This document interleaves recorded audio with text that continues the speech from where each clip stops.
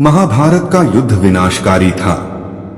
द्रौपदी के अपमान का बदला लेने के लिए भी महाभारत का युद्ध लड़ा गया था।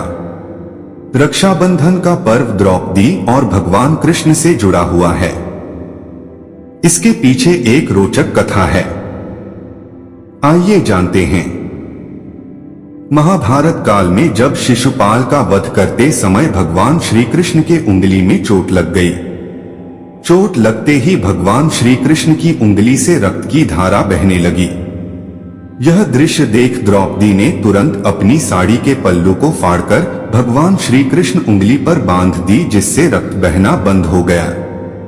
जिस दिन यह घटना हुई उस दिन श्रावण मास की पूर्णिमा थी।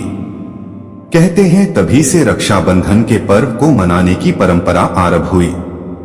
रक्षाबंधन को लेकर कई अन्य पौराणिक कथाएं भी हैं। महाभारत में काल युद्ध के दौरान भगवान श्री कृष्ण युधिष्ठिर को सैनिकों के हाथों में रक्षा सूत्र बांधने के लिए कहा था। राखी को रक्षा सूत्र भी कहा जाता है। द्रौपदी का चीरहरण। जुए के खेल में जब युधिष्ठिर अपना सब कुछ हार गए तो शकुनी ने द्रौपदी को दांव पर लगाने के लिए कहा। कुटिल शकुनी ने द्रौपदी को भी दांव में जीत लिया। द्रौपदी को दांव में हारने पर दुशासन भारी सभा में बालों से पकड़कर द्रौपदी को घसीट कर लाता है। द्रौपदी का भरे दरबार में भयंकर अपमान किया जाता है। द्रौपदी का जिस समय अपमान हो रहा था तब उस सभा में भीष्म पितामह, द्रोणाचार्य और विदुर भी विराजमान थे, लेकिन किसी ने विरोध नहीं किया। इन लोगों के मौन रहने के बाद दुर्योधन ने द्रौपदी का चीरहरण का आदेश दिया।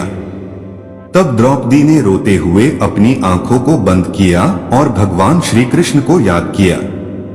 भगवान श्री कृष्ण को शिशुपाल वध के दौरान द्रौपदी को दिया हुआ वचन याद आता है और वे द्रौपदी की लाज बचाने के लिए दौड़ पड़ते हैं। भगवान श्री कृष्ण द्रौपदी की लाज बचाने के लिए लीला रचते हैं और ऐसा चमत्कार करते हैं जिससे द्रौपदी की साड़ी लगातार बढ़ने लगती है और दुशासन साड़ी खींचते खींचते बेहोश हो गया। इस प्रकार भगवान श्री कृष्ण ने द्रौपदी की रक्षा की और अपना वचन पूरा किया। कौन था शिशुपाल?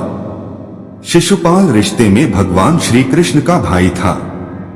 शिशुपाल वासुदेव जी की बहन और छेदी के राजा दमघोष का पुत्र था। जन्म के समय शिशुपाल की 3 आंखें और 4 हाथ थे। शिशुपाल के जन्म के समय एक आकाशवाणी हुई कि जिस व्यक्ति की गोद में जाने से इसकी अतिरिक्त आंखें और हाथ गायब हो जाएंगे, उसी व्यक्ति के हाथों इसका वध होगा। एक बार जब भगवान श्री कृष्ण अपनी बहन के घर पहुंचे तो शिशुपाल को अपनी गोद में लेकर खिलाने लगे। तभी शिशुपाल के अतिरिक्त हाथ और आंख अदृश्य हो गई।